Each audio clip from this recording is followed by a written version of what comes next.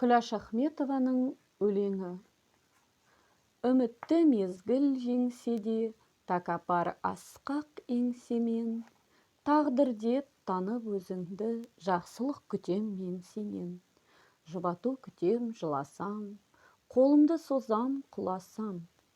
Өзің біл жаным аясаң, өзің біл жаным сынасаң. Жылатам десең сен мейлің, сенбеймін бірақ, сенбеймін. Жамандық жасау ешқашан қолыңдан сенің келмейді. Сондықтан саған сенем мен.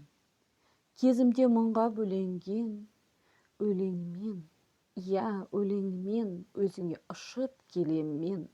Түсінем десең өзің біл, түңілтем десең өзің біл.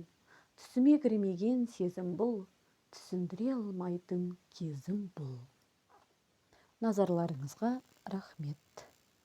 Каналға жазылып, лайк басуды, комментарий қалдыруды ұмытпаңыздар. Тағы да қандай авторлардың өлеңдерін, не әңгімелерін тыңдағыларыңыз келеді. Комментарийға жазып кетсеңіздер болады.